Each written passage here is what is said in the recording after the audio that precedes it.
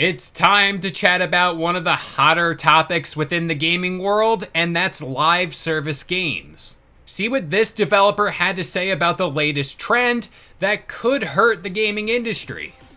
Up next.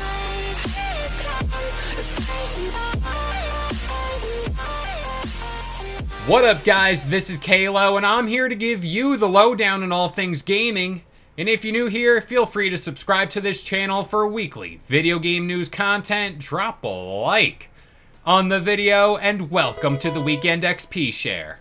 Okay, so it's been pretty well documented on this here channel that while I do play, and this might come as a bit of a shock to some people, I do enjoy live service games. At the same time, I've always said from a development standpoint, they are a huge risk for studios to take when making their next big game. As the years go on, year over year, almost every big publisher has made a crack at creating the next big live service game. Companies like Ubisoft and Sega have made attempts at this, and depending on who you ask, they've failed at this. And the next company to take a swing at live service games is Sony, who is looking to produce 12 of them over the next few years, but again, as we recently covered, 6 of those games have been delayed until further notice.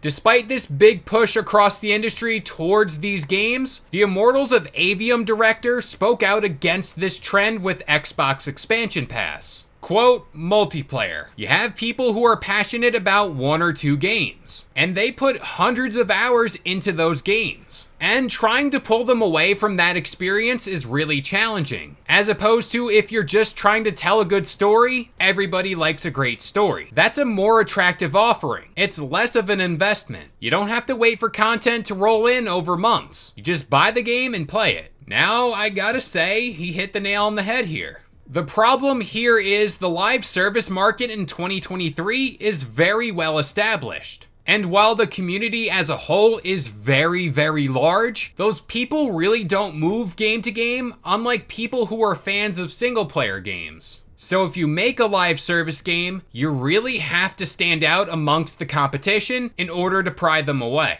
This is why I've brought up titles like Sea of Thieves and even Rocket League. They're prime examples of games that took the live service genre and put their own unique twist on it, and that's what drew the players in. But what I often see are studios who are looking to make the next big live service shooter. Might I remind you, the shooter space is already occupied by games like Fortnite, Apex Legends, and even Call of Duty.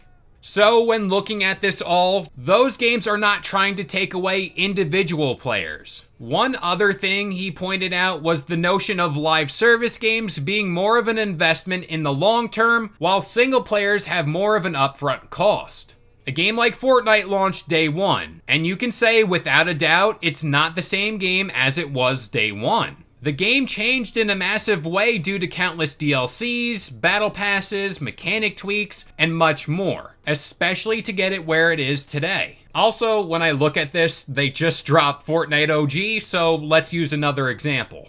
A game like Apex Legends launched with little to no content. That was the main gripe people had with it, and we seen not too long after its launch, the player base dropped off, and that was due to a lack of content.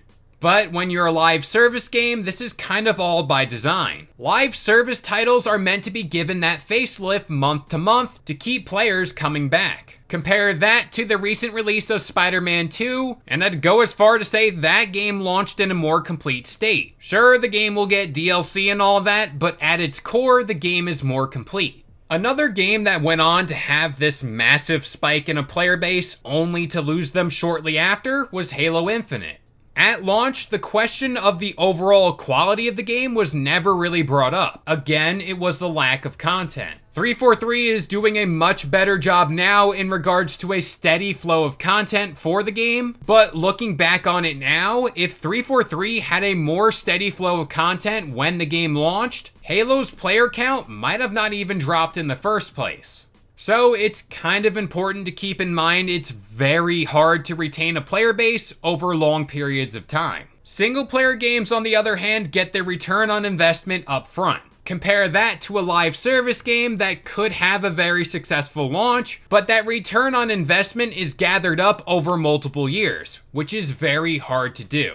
Now, I personally think the proof is already out there, seeing how multiple would-be live service games across the industry have gone on to be canceled before their release. And honestly, I can count on one hand the amount of live service games that we're gonna talk about for years to come versus the ones that are here one day and gone the next. And more studios might want to take note of that. But hey, with all that being said, I'm gonna pass this question off to you guys. Is it just me? Do I think they're just a risk, or do you think they're a risk too?